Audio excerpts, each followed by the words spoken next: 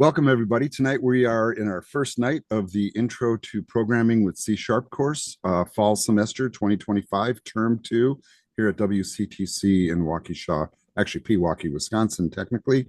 I'm sitting here in my workshop in my basement on the east side of Milwaukee, where I reside and where I do most of my teaching from. And I assume most of you are either sitting at home or somewhere that has a good internet connection. And that's really pretty important, right? That when you are in this class, that you have a full-blown computer system with a camera and a microphone and a good, solid, stable internet connection. As I say that, right before class started, we were having a little bit of a discussion about how Amazon Web Services was going down over the last day or so intermittently, and it was impacting services such as Canvas. I woke up this morning to a whole inbox full of like, oh my God, Canvas is down. Oh my God, it's back up. Oh my God, it's being buggy, and that's been going on all day. So if Canvas hiccups on you, don't freak out. We'll work around it. I have all the materials here that we can kind of run without it if we need to. Canvas is kind of our primary portal, and you can see right now I've logged into the course and I have the main screen up, which shows all the modules, and I'll scroll through them. There's 7 of them, well, 8 of them total, plus a final project. Most of that stuff is not visible to you yet. I will be incrementally releasing it week by week, usually a little bit before class starts each week. That'll vary somewhat. I might get ambitious and try to release it by like Saturday or Sunday on some weekends, but generally our pattern will be 1 module per week leading up to the end. We start today on October 21st and we will finish on December 11th. And I assure you it's a blink of an eye. 8 weeks goes really, really fast, especially when the holidays are rolling in. I'm going to begin by doing my primary obligation on the first night of class, was just to make sure you guys are all here and to go through the syllabus, which is required in a number of different ways, both by the institution and the state of Wisconsin. So we're in 152.112.622, which is our section of Intro to Programming in C#. We're in remote hybrid mode, meaning our classes are on Zoom. We will have classes Tuesday and Thursday evenings from 7 o'clock to 9:50 p.m. We are a Tuesday, Thursday class, and we also have Thanksgiving in the mix, so we will be missing 1 night of class. So the class session prior to that, I'm going to try to squeeze in as much stuff as I can so we don't miss any material. And then whatever we can't cover, we'll push into the following week. And we should be okay at that point because we'll be fully into the groove of the class. Tonight, we have a lot of extra stuff to do, including going through the syllabus and getting software installed and talking about hardware and, maybe what your experiences are with coding. I will have office hours. Those are listed at the bottom here too somewhere. I forget where. And normally on Tuesdays, before class starts, I will always be online starting at 6:30. And I call that technically office hours, which means that I'll be online getting ready for class, and you're welcome to join early. Just hang out if you wish, chit chat, whatever. Or if you actually need help with something or are stuck on something, it's a great time to connect and just work through it. I will also stick around for a little while after each class session. My target would be about 15 minutes, so that would push it to like 10:05 if you need that. So sometimes people are working on something with their code and they're stuck and they don't know how to fix it. And maybe you're a little embarrassed to share in front of everybody. I get it. What I will encourage you to do, and this is maybe uncomfortable at first, is when we have issues with technology and code, I think it's a really good idea to show it to everybody, right? Because when you do stuff and it just works, what are you learning, right? When you really learn is when something doesn't work and how you react to that. Because out in the workplace, I'm just going to let you guys know, if you're professional coders, most of the time your stuff's not working and it's a struggle to get it to work, right? Because you're not working off basic examples, you're doing more challenging tasks. So getting a strategy for getting things to work is important, and sharing it with others is a great way to solve a problem. And other people learn from it too. Like use the collective brain to solve your coding problem, right? Instead of AI, typically. We do have another person joining in with us here. Welcome, Sam. All right, and I see your message, Calvin, for sure. Right. I do the same thing. I sometimes will have food like sitting in front of me like I do right now. And nobody wants to see other people chew, I suppose. Sorry about that. Not not a problem at all. All right. So Tuesday evenings I'll be here starting at 6:30, but on Thursday evenings I won't be online until 6:50 because I'm teaching at the other institution until 6:45. So I need a couple minutes to sign out and switch over my Zoom session to the new connection. But that 15 minutes after will be pretty solid. If you need extra help beyond those time frames, really all it takes is a quick email, and then we find a time to connect. My typical pattern is most of my teaching happens at night online. So I'm usually not available in the evenings outside of this class time, basically. But I am also around in the mornings where I do most of like my, let's call it desk activity and communications and emails and whatnot. So if you pop me an email in the morning, chances are I can probably just hop on Zoom pretty much right away with you, unless I have something else going on. So don't hesitate to reach out. That's why I'm here, is to help you guys, right? Not to punish you guys, but to help you through the material and get you to learn this stuff and get the concepts so you can move forward in your coding careers. Our course description is listed here. So if you guys want to just take a quick glance at that, I'm not going to read it to you, but we are going to learn all the fundamentals of the language. We are going to learn basically the important programming constructs, things such as variables and if statements and loops and data structures and objects and classes and, that type of thing. We're going to be operating in a console environment, meaning we're not doing GUI programming in this class, meaning graphical programming. We're doing console programming because we're focusing on those core concepts. The GUI stuff comes later. And not that it's like difficult to pick up, but it's a different level of learning. For this class, really what we're focusing on are the fundamental programming concepts. No prereqs for this class, right? So you have to basically be able to operate a computer. That's about it. There's no textbook for this class. We use a collection of online resources and instructor developed PowerPoints. And then in terms of what you need to operate inside the class, what I normally tell people, and we'll go through a whole hardware software thing in a little bit, is you need a modern computer system, right? Modern to me would be, let's say, within 5 years old. Good, stable, high-speed internet connection, and I'd say ample disk space and processing capability. Ideally, you would be working in a Windows environment because the technology that we're learning is very Windows-centric. C# is basically the operating system development language for the Windows operating system and most native Windows applications. So most stuff that runs on Windows is developed in this language. That does not mean that you cannot use a Mac. You sure can. Or if you're one of those guys like I am, you might have like a Linux distro that you're running on. That's fine too. There are some extra challenges in those areas in terms of what software you have available and getting the libraries to work correctly. But I'm going to speculate, especially if you're a Linux person, you probably can figure it out. It's not that hard.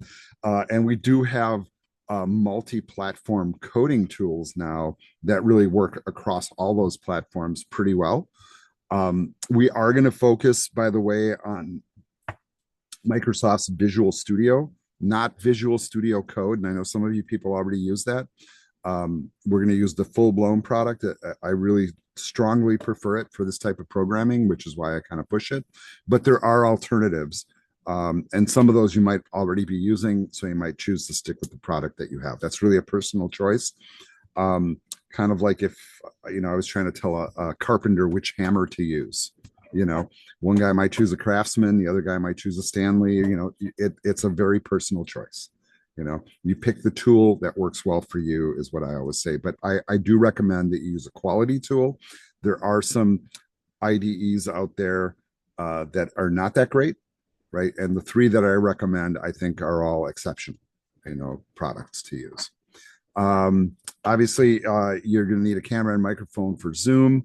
I do recommend real strongly, especially if you're brand new, don't run Zoom through your browser. You might be doing it right now and it's working okay, but you tend to get a better experience, a more stable connection, more tools available if you download the Zoom client from the Zoom website and then log into the product using your WCTC student email account. All right. I'm hoping most of you saw my little introductory announcement. If you didn't, you can always click the little announcements link here and see my message. It's kind of repeated in the intro unit. My name in Greek technically is Takis, right? That's how you say it in Greek. Most everybody academically calls me Ty. It's a long story. And yes, you pronounce it just like those chips, Takis. Does anybody eat those? Right, a couple people. Right, you can find them at Woodman's if you ever go in there. They're horrible, but my name's on them. Nobody knew how to say my name until those chips came out, by the way. I always have to spend like an hour explaining it. My email address is listed here, and I would call that my primary form of communication. I do have a phone number listed there too, but I'm just going to let you know straight up, I'm never, ever at my desk where that phone rings. And I rarely answer it, even if I am, I always let it go to voicemail. So if you do feel compelled to call, and you can text that number also, leave a message. It will show up in my email and then I will get back to you. But I think if you want to get like the fastest response time is via email. And when I'm actively teaching a class for this institution, I do check my email at least 3 or 4 times a day, minimum, if not having it full on active the whole day. All right, so they have a little disclaimer here that I'll respond to your inquiries within 48 hours. The only time you'll ever wait that long is if I happen to be, maybe like off-grid camping or fishing or something like that, which it's going to be pretty rare this time of year. I'm usually pretty quick to get back, but weekends do get busy for me, because I do have a life outside of school. The Zoom link that you guys use to get here is the Zoom link that we're going to use all the way through the semester. I know that a lot of the instructors here kind of schedule their Zoom sessions and it's on a calendar and there's a separate link for every week. And I'm not a fan of that, right? I think that's complicated. So I just have one Zoom link. There it is. Just click it and join the session, right? You'll also find it at the top of the homepage inside the course. It's in the syllabus. I would suggest bookmarking it or whatever.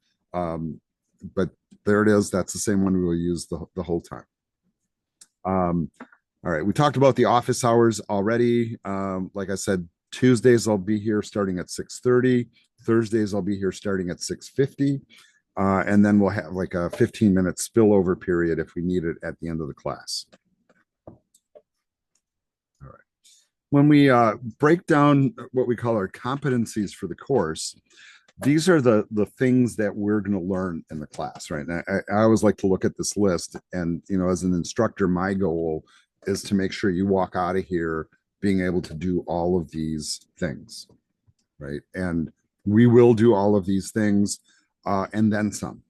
We'll learn a lot about the tools we're using, the language we're using, how to problem solve. That's a really big thing, by the way. For those of you that are maybe brand new to coding and have never been in an IT class before, I always tell my students that kind of the essence of anything in IT that you're doing with technology is really all about problem solving.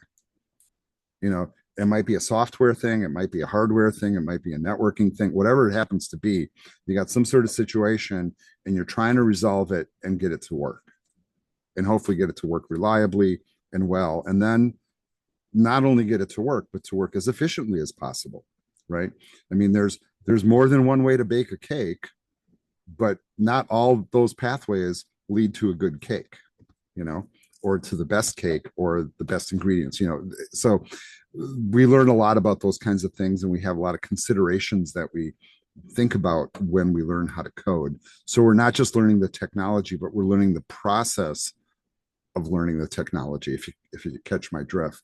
The other thing that I think that is maybe a little revelatory to some people is when you decide to do this as a career path, you're following a career path that kind of requires you to constantly be in the state of learning, whether you like that or not, right? If let's just say I was a landscaper, I might learn how to use a shovel and maybe a backhoe, to dig some holes. And pretty much once I learned that, I got the skills down and I can ride that for 30 years or 40 years and make my living. In IT, just wait a couple of years. There'll be something new. There'll be a new language. There'll be a new technology. We'll be wrestling with AI for our jobs, whatever it happens to be. You have this responsibility, just kind of like people who work in the medical field or in engineering, to constantly learn. And if you're not constantly learning, you are falling behind. What I hope to inspire in you is maybe a thirst to keep learning and want to learn, just to be naturally intrigued with the technology. So I'm hoping that's you, right? And that's how I got into this. I didn't know that I would be into computers at all when I was younger. And then when I started doing it, I'm like, oh my God, I love this. This is awesome. I want more. Give me more. I want to learn everything I possibly can, right? And hopefully that's you. Because if that's your mindset, you will succeed in this field. All right. We do talk about critical life skills in the course. So communication, critical thinking, problem solving, relationship, and self-management. All of those things are pretty critical in this course. Absolutely. Maybe the strongest part of it is critical thinking and problem solving. But when you guys go out into the workplace, it's the other three that are more important, right? Your skills can always be taught, right? Even the problem solving techniques can be taught. But dealing with you as a human being, communicating clearly, showing up, doing what you're supposed to do when you're supposed to do it on time, just even showing up on time for class is a thing, right? I always tell my students that the number one thing that employers want to hire, is not your ability. It's really your availability. They want people that show up for the job regularly and they can count on them. Anybody can learn the tasks, and keep that in mind. So I think that don't neglect the soft skill aspects of what we do in education, because they do lead to good careers, right? You guys are taking this class at a technical college. Technical colleges are focused on teaching the skills that the employers within our district are asking us to teach to our students so that they can hire them into the positions that they're offering. Very different than a university. The university is like, we think we should offer this. We'll train people, we'll give them a bunch of extra classes they don't need, and then good luck getting a job, right? And that's kind of a thing. Technical colleges, on the other hand, are very, very focused. Right off the bat, you start learning the core materials that you need on the job. And our focus really is on task completion, learning the concepts and completing the tasks. So please keep that in mind. You do have to complete the homework to succeed in this class. You have to complete the quizzes and the codios too. But you have to show up and you have to do the work. And by the way, when we do the work, I will help you and provide all the solutions to the work. We'll code through everything during class time, right?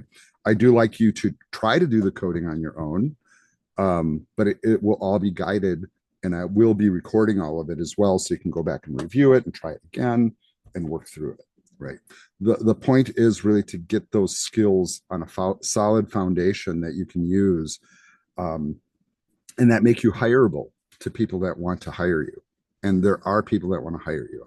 There's no shortage of demand for people that can code, even with AI on the rise. All right, so the program outcomes that we're going to address are we're going to design software applications and develop software applications. Those are things that are kind of funny to say here. We'll look at these technology things here in just a moment, so I'm not going to click through on the links right now. We do have accessibility policies here, so if any of you have any special needs I need to be aware of, you do not need to blurt them out in class, by the way. Just send me a message and let me know what your needs are. Normally the internal systems here will notify me as well. But if it's something of the effect of like, I'm hard of seeing or I'm hard of hearing or whatever, it's helpful for me to know those things. The other thing that I will tell you is if you have any issues that are throwing you off course academically, we all have lives and life happens when you least want it to. It's helpful to know that you're in some sort of situation so that I can work with you to find a way to make it feasible for you to succeed here, right? If stuff's going down and you don't let me know and work's not coming in and you don't say anything, I'm just going to grade you like you don't care, right? And I don't assume that of any of you, right? So it's important for you guys to let me know if something's going on that's throwing you off course, right? You don't have to give me too many details, but having me aware is helpful. All right. There's some technology related skills you're supposed to have coming in. I will talk about some of the what I think are the fundamental skills as we're working along, and it'll be silly things like file management, how to use Windows or the Mac OS or whatever Linux distro you're using. Also, just kind of the conceptual aspects of the technology you're using too can be pretty important. I do find that what I think some of the fundamental skills are, like managing files is a big one, is a skill that's waning a little bit right now in society because we have this really, ready access to like these fancy machines. We open up a program, we save a file, it goes somewhere, the machine can find it on its own. We don't worry about file management. And I'm going to tell you, that's great for normal people, but for IT people, that's not acceptable, right? It's like walking into your doctor's office and then your doctor's got, he doesn't know like the answer to your question, so he's got to Google it right in front of you. I don't know if you've ever had a doctor like that. I would hope my doctor would know the answer without having to look it up. So I'm going to kind of try to reinforce some of that as we kind of move through the course, like how to save a file, where you're saving the file, how to find the file later, what good naming concepts are, all that kind of stuff. If you do have technology needs, there is a help desk here. You can email them, you can call them. You can also go to the web page that they got linked up there. You can submit a ticket. I've had very little need to contact them though. A couple weeks ago, I broke my phone, smashed it in the car door, by the way. And I couldn't unlock my WCTC accounts. So one heads up I'm going to give you guys, because I have that Microsoft Authenticator app, and I don't know if you guys go through the same routine, but I always have to do multi-factor authentication to get into the systems here at WCTC. What happens if you're authenticating on your phone and your phone's broken? Do you have a backup? I'm going to guarantee most of you were like me, right? No backup. When that went down, because it took me a few days to get a new phone, I did get on with the help desk, and then I got my iPad to get all the authenticator apps on it so I could unlock with my iPad. But I was in a little bit of a panic about it because I was trying to get into classes and I couldn't, right? So just think about that, because more and more now, because of all the hacking and phishing and stuff that goes on, it really is pretty important to have some sort of a secondary way to unlock your account at WCTC just in case, right? And I think you can do a combination of texting and various authenticator apps, but you should also have it set up so you can do those authenticators from a separate device, and that's a really helpful tip. And I only share it because I got caught in that situation where I couldn't get in, right? They gave me a temporary code for a while, but ultimately I needed to have that device. How will we be graded in this course? Basically, we have a collection of different activities that we do. Assignments will total 40% of your grade. The Codio exercises will be 20% of your grade. Then we will have lab assignments and quizzes, and then a final project, and you see all the percentages there, right? So that totals 100%. When we have an assignment, it'll be worth various number of points. Like, for example, let's say we have an assignment like a lab or something that's worth 25 points. I'm just throwing a number out there. Ideally, you get the program to work, you follow all the instructions and how you're supposed to submit it, you turn it in on time, you'll have all your points. It's kind of a guarantee, right? If it's late, points will go down. If it's not done correctly, points will be reduced as well, but I often will give you the opportunity to fix it. I tend to be more kind about that if it was turned in on time in the first place. Um, and just make sure you follow instructions as well. So if I ask you to, for example, turn in your code file and you don't, well, how am I going to grade it for one thing? But let's say, I ask you to turn in a code file, but you turned in a PDF, that type of thing. Follow the instructions, in on time, do it correctly. All your points are there. At the end of the day, we're looking to get you to at least this percentage level in the course.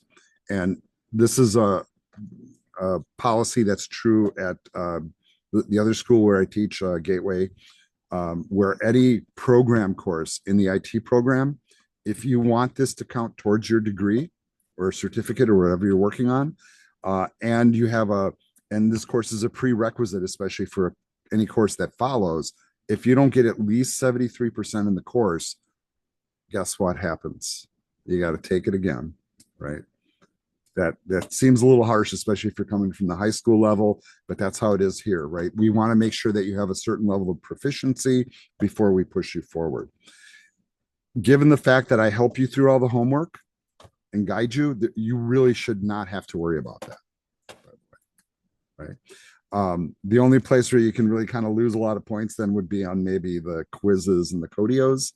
But even with those are things that we can talk about in class too. The quizzes are the one thing that I won't help you with, but all the material in the quizzes is based upon the lecture materials and the PowerPoints that we have in class. The questions tend to be pretty simplistic, right? They're not like super hard, challenging questions. Right. Normally, I'm pretty quick on grading. There are times, like maybe if it's a holiday or something like that, might slow down a little bit around Thanksgiving for obvious reasons. But normally, what I try to do is before I walk into any class session is I like to clear my slate and get things graded as quickly as possible. Now, we won't have anything due until next week, Monday and Tuesday for this class. But chances are we'll get some of the coding done on Thursday, and you can turn it in as soon as you want. And I'm pretty quick to get on it and grade it. I think it's pretty important for you guys to see how you're doing quickly rather than wait. So lab assignments and the regular assignments are manually graded by me. The quizzes are self-grading. So the moment you finish, you see your score. And then the Codios are essentially self-grading too, right? The gradebook mechanism kind of handles that. The people that are brand new, right? I'm saying this word Codio, and for anybody that hasn't coded here at Gateway, it's like, what's a Codio? Well, a Codio is a online platform that has coding exercises that are pre-configured by our instructors here that guide you through basic concepts. So for example, there'll be some pre-configured code that has most of the code there, and you'll be asked to complete the code or put in the right expression to make that run correctly. And then you get feedback on it within the environment, and you can go back and fix it, right, as well. A lot of people find the Codios really valuable because it kind of gives you a way to kind of work through the concepts without me hounding over you, or lecturing in class, it kind of like you're working on your own. But what I will say is if you're struggling with any of the Codios, I think it's actually perfectly acceptable to bring them up on screen here in class and kind of talk through them and figure out what somebody's doing wrong.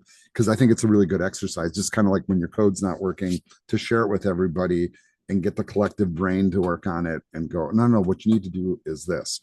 Codios can be a little weird at first. They are set up so that what the correct answer should be will respond correctly, but sometimes we have alternates that also work in there, and sometimes it takes a little process of experimentation basically to get them to work. How many of you have done Codio before? No, nobody. Oh, no, okay. Ha ha ha. Oh God, I'm kidding. It'll be fine. You'll be fine once you get into the environment. In the past, I used to have to set up logins for everybody, but now I think you just automatically click on it and go in. All right. All right. So you're expected to come to class every week. And I think I have everybody here tonight except for one person. So I hope that person shows up, and I'm going to check my email again just in case I have a panic message, but I don't. Um, and it is expected, if you don't come on that first night, that can be problematic, by the way. Um, no, that's Kelvin coming in again. All right, there you are, Kelvin. And if you do miss several consecutive classes, though, that does become problematic, um, and you risk being dropped in those situations, right? I will be taking attendance every session. Uh, it's not something I'm particularly fond of doing because at my other school, I don't do that. By the way, it's like we figure if you're paying the money, you're showing up, or you're not showing up, that's on you, right? My hope would be you signed up for the course and paid the money because you want to be here, right? And you want to learn this stuff, and I'm here to give you your money's worth. All right. Uh, there is a late work policy. I do accept late work. Some instructors don't. And I want you guys to be aware of that's an instructor by instructor decision. Um, like the school where I teach, I have a couple of instructors in my area that once the due date lapses, they just turn the assignment off and you can't turn it in. It's like too bad, too sad, right? I don't feel like that's really fair personally, because I know life happens because it happens to me. So like, hey, you missed the due date by a little bit, and it's really not a big deal, right? It's when it's significantly late that it becomes a big deal. A couple hours late, a day late, not really that big of a deal. A week late, you will start to see significant point reductions, right? So you'll notice that the point reduction is 10% for each day the item is late. I don't necessarily follow that, but that's about right. I think that's about the right amount of deduction for things being late. Um, you know, Once again, if you're having some sort of issue that's delaying, submitting of homework, and ironically, yesterday I had one of my students over at Gateway sent me an email going, "Oh my God, I have the ebook for the class, and the website is down, and I can't get into my ebook, so I can't answer the questions." And I'm like, okay, well, I checked it, and I'm like, you're right, it's down, I can't get in either.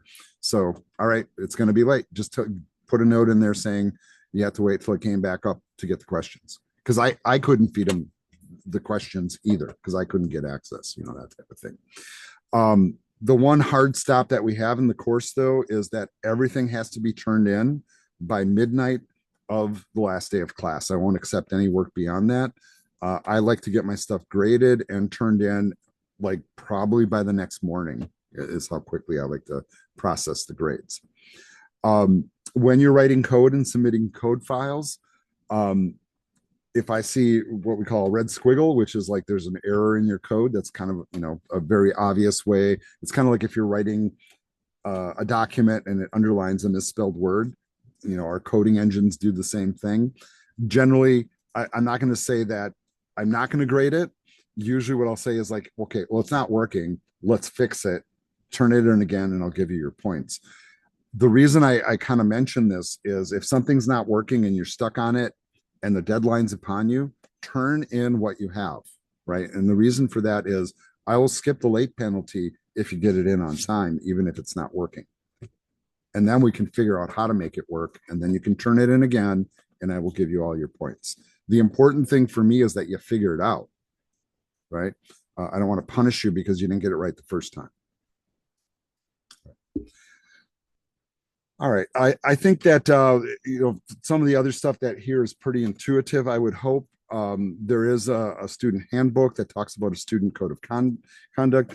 Just be polite, respectful, kind, treat people, the way you want to be treated. The golden rule always applies, I think. The fact that we're on Zoom, as I mentioned before, we have a cameras on policy here, which I appreciate generally.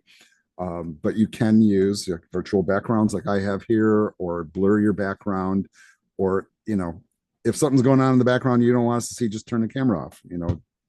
We don't have to peer into your lives, is what I'm going to tell you. There are some etiquette things on Zoom to be aware of. Probably a really big one, like right now I'm recording. If one of you were to speak up while I was recording and the highlight in Zoom goes around your window, the green border, your face will appear in the video if your camera's on. So I'm just giving you guys that heads up in advance. If you have a problem with that, um, let me know, right? You could, because you could mute your camera would be one thing, or you could drop stuff in the chat. But I can also kind of blur you out of the video when that happens when I post it. So that's a possibility. And some people don't want to be out on the internet, and I totally get it. This really doesn't apply to us, right? But, you know, you guys might be on your smartphones right now playing a video game. For all I know, that's on you. Make sure that you guys try not to cheat in this class. There's really not much reason to cheat in this class. Probably the biggest concern that we have at the intro level of programming is that you resort to maybe using generative AI to generate your code, right? And I'm going to call that a big no-no in this class. There are times where AI usage is appropriate, real frankly, but usually not at the intro level, right? At the intro level, we're trying to learn the rudiments. We're trying to figure out the basics of how the language works. And I feel really strongly that if you don't know those rudiments, AI is not going to help you much because you don't even know how to ask the right questions to get it to code for you, right? But it is a thing that's happening actively out in the workplace. In fact, even on like the little side hustle jobs that I do coding, use AI all the time, right, to accelerate our coding workflow, right? We use it for things like generating synthetic data or helping us write algorithms that otherwise would take a really long time to write. We're not an English class, so I'm not worried about you guys going out to the internet and copy pasting something that you found without citing it. And, we'd call that plagiarism. But I do want you to do your own work, right? I do. A lot of the tools that we're going to use here have some pretty powerful help systems built into them, and you'll see what I mean when we get coding. Visual Studio in particular, sometimes I'm writing a piece of code, and then before I can finish even typing the line, it suggests 2 or 3 more lines, which would be exactly what I would have typed. And then we have this like wrestle, like, do we allow students to do this? And then I ask the question, would I do this professionally? I'm like, absolutely, I would. I would just hit tab and take that code because it's correct, right? Why would I wait to type it all in, right? It's also about like getting the syntax correct and not screwing things up. But we still focus on the concept. The thing that I'm probably most concerned with, and I have a little AI policy listed here, is, and I'm just saying this up front, it is very possible to take the assignments that we give you, take all the verbiage of them, drop them into some generative AI engine like ChatGPT or Claude or Gemini or Grok or whatever, and press the button and get the code in like 5 seconds and just turn that in and it'd be 100% correct.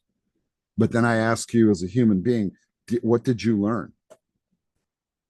And then what happens if that code breaks? Do you know how to fix it? Those are the issues here. So it is pretty apparent also, and I just want to let you guys know this, for all the assignments that I have in this class, I've already run them through all the major AI engines to see what kind of output they give me. So I've learned to kind of identify how they output the code. One of the big telltale signs is you'll ask it to do something and it'll write code significantly more advanced than what we need it, and it's super apparent, right? Like you're going from like, I can't code to like you're writing like Ernest Hemingway or something, yeah, it's pretty darn apparent. So please don't. There will be times where in your coding classes, your instructors will encourage you to use AI. There's very good reasons to use it. But I would ask you to refrain. Let's focus on learning those fundamental skills first. You can use AI though, for example, to do research, like, maybe you need help understanding how a loop works or how a variable is constructed, something like that. I think that's perfectly acceptable, even to look at examples, or to maybe if you're stuck with your code and you don't know how to fix it, to say, okay, what's wrong with this code? How could I fix it? Right? I think those are acceptable uses. What I don't want is all the code to be generated by an AI. Right? We are moving into this era where AI has become part of the workplace. It really has, especially in technology fields. And some of the employers that I've been speaking with straight up have told me, it's like, we don't want to hire somebody that doesn't know how to use AI because they're going to be behind right out of the gate. Right. And I think that's pretty true. So, got to balance all those things. Just be aware in this class, I really don't want you to write your code using AI. If you guys do end up needing help or support, we do have a lot of different systems in place here at WCTC. Everything from tutoring, or if you need technology or what have you. Here's a list. If you have disabilities or you need other forms of support, please don't hesitate to reach out. All of these services are available. If you just go to the website, look them up, you'll get contact numbers, email addresses, make appointments with people. The people that run these departments are excellent at helping students out. It is not an embarrassment to ask for help under various circumstances. That's why we're here, right? This is where our tax dollars go. So if you need support, take advantage, right? You'll find there's no embarrassment in it in any way, shape, or form. And sometimes just a little bit of help is enough to help you turn the corner and take the right path. And I believe that very strongly. We do have a bunch of different policies and stuff. All of them can be found in the student handbook, along with the code of conduct and academic ethics. I would encourage you at some point to read through those documents, and I'm not going to do it here during this little session, but it is important to kind of ground yourself and understand that we do have policies here. Most of them are here for our benefit, not really to like punish us in any way, shape, or form, but please be aware that we do have policies that we do abide by. All right, at the very bottom here is a listing of all this, let's say, deliverable items that we have in this course. And you'll notice the due dates on these. So like for module 1, for example, we have an assignment and a lab. Those are due next Monday by midnight. And then Tuesday, the day of class, by the way, we'll have the Codio exercises and the quizzes are due by midnight of that day, right? That pattern continues all the way through the course. The reason I have the work due the day before class is that way I can get it graded before you come to the session, and then we can talk about it, especially if it's not correct, and maybe even get a chance to fix it. Don't freak out a lot to the 11:59 p.m. thing. What I always tell my students is I'm not sitting there at 12:01 a.m. ready to grade it. Right? So if it comes in at 1 a.m. or whatever, it's there. That's what's important. All of these due dates are listed with the assignments inside the main course page, but here's kind of like a brief overview. Everything at the end is due by December 11th at midnight. And then my plan would be to post your final grades by the 12th, probably around noon-ish, is a good guess. Right. Are there any questions about the syllabus at all? You guys good? All right. Why don't we do this? I'm going to actually pause the video here. We're going to take a 5-minute break, and then we're going to come back and we're going to dig into some of the other introductory materials, including hardware and software expectations, how to install the software, and then getting ready to code. All right. So let's take 5. It's 7:53. Let's come back at 7:59. I'll see you guys in 5. Sounds good. Thank you.